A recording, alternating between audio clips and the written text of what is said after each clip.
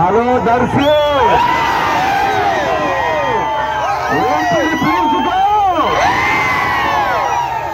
భూచేపల్లి సుబ్బారెడ్డి గారు ఈ ఊరు కాదు, ఈ ఎమ్మెల్యే గారి తాతది ఈ ఊరు కాదు, ఈ ఊర్లో ఉంటే ఈ ఊరు కాదు, మన మూలాలు ఎక్కడ ఉంటే అక్కడే. కాబట్టి లోకల్ నాన్ లోకల్ గురించి మాట్లాడే స్థాయి మీకు దోచుకోవటం, గుట్టలు లేపటం, మట్టిని తరలించటం, అడ్డం వచ్చే జనాన్ని లేపేయటం, ఇది మీ నైజం. ప్రజల కోసం, ప్రాంతం కోసం, భావి తరాల కోసం కష్టపడే వాళ్ళం మేము. సోదరులారా, ఒకటి గుర్తుపెట్టుకోండి, నాకు తెలిసి ఇవే ఆఖరి క్షణాలు, మీకు 4 మాటలు చెప్పే ఆఖరి క్షణాలు ఇవి.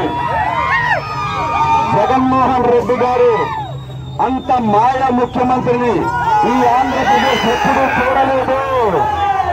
ఈ రాష్ట్రంలో ఉద్యోగాలు లేవు, ఈ రాష్ట్రంలో వ్యవసాయం లేదు, ఈ రాష్ట్రంలో ఏ ఒక్కరూ సంతోషంగా లేరు. బటన్ నొక్కారు, జనవరిలో డబ్బులు వచ్చినాయా? ఫిబ్రవరిలో నొక్కారు, డబ్బులు వచ్చినాయా? మార్చిలో నొక్కారు, డబ్బులు వచ్చినాయా? అంత మాయ, అంత భ్రమ. ఎలక్షన్ ముందు డబ్బు నుంచి జగనన్న ఓట్లు వేయించుకుందామని ట్రై చేశాడు, కుదిరిందా? పైన దేవుడు ఉంటాడు, కింద దేవుడు లాంటి ప్రజలు ఉంటారు. అమాయకులు కాదు మీరు. మోసం చేసేవారు ప్రతి వాడిని పాతర వేయాల్సిందే. ఈ పాతరకు నాందిగే దర్శి కావాల్సిందే. ఇదే దర్శిలో మా గొడ్డిపాటి లక్ష్మి, మీ ఆడబిడ్డ, ఈ రోజు ఇదే దర్శిలో నిలబడ్డారు. ఇంతకు ముందు ఎవరు నిలబడ్డారో ఎవరు నిలబడ్డారో నాకు తెలియదు. కానీ ఈ ఆడబిడ్డ మీ అందరి కోసం ఈ ప్రాంతానికి వచ్చి మీ అందరికీ సేవ చేయడానికి వచ్చారు. ఈ కుటుంబం ఏనాడు దోచుకోలేదు, ఈ కుటుంబం ఏనాడు ఎవరిని మోసం చేయలేదు.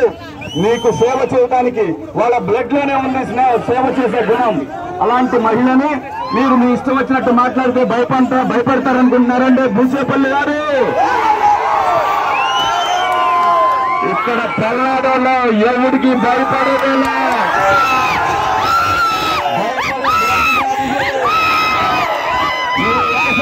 నేను 100 సార్లు కొడతా, నువ్వు ఒక్కసారి పెడితే 1000 సార్లు పెడతా.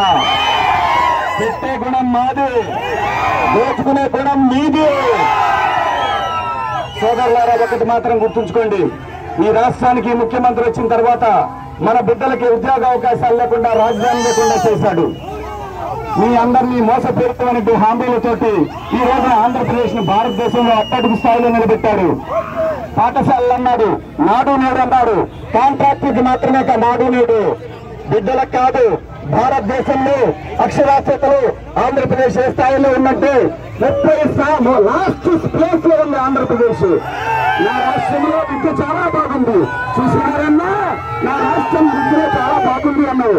మరి కేంద్ర ప్రభుత్వం పార్లమెంట్ లో అనౌన్స్ చేసింది, ఆంధ్రప్రదేశ్ లో చదువుకునే వాళ్ళు 30% మంది అంటే నాడు నేడు అని పెట్టినటువంటి నువ్వు ఎందుకు చదివించలేకపోయావు పిల్లలు? చదువుకున్న వాళ్ళకి ఉద్యోగాలు అక్కడ ఉన్నాయి. ఇంజనీరింగ్ కాలేజ్ నుంచి ప్రతి సంవత్సరం 2 మంది బిడ్డలు వస్తున్నారు. 5 సంవత్సరాల్లో 10 లక్షల మంది బయటకు వచ్చారు. ఏం చేశావు జగన్ గారు? మీరు ఒక ఉద్యోగం క్రియేట్ చేశారా? అదేమంటే నిన్న రజనీకాంత్ అనే ఒక ఫేక్ జర్నలిస్ట్ పెట్టి ఇంటర్వ్యూలో ఏమన్నావు? అభివృద్ధి అంటే గొర్రెలు పెంచుకోండి, అభివృద్ధి అంటే మేకలు పెంచుకోండి, అభివృద్ధి అంటే మంగళ షాపులు పెట్టుకోండి, అభివృద్ధి అంటే బజ్జీల బండ్లు వేయండి అని చెప్పినటువంటి ముఖ్యమంత్రి ఎవరన్నా ఈ భారతదేశంలో ఉన్నాడా? అభివృద్ధి అంటే ఏంటో తెలుసా? లాంటి కంపెనీని తీసుకొచ్చి 1000 మంది విద్యార్థులకు ఉద్యోగాలు ఇప్పించి దాని అనుబంధ సంస్థలుగా 1000 మందికి ఉపాధి కల్పించడం అభివృద్ధి అంటే. హైదరాబాద్ నగరాన్ని 10 సంవత్సరాల్లో డెవలప్ చేసినటువంటి ఖ్యాతి మన నారా చంద్రబాబు నాయుడు గారు. అలాగే పవన్ కళ్యాణ్ గారు, ఆయనకి ఏం తక్కువైందని చెప్పి ఈ రోజు ఆంధ్రప్రదేశ్ లో 47 డిగ్రీల్లో తిరుగుతా ఉన్నారు వీళ్ళందరూ.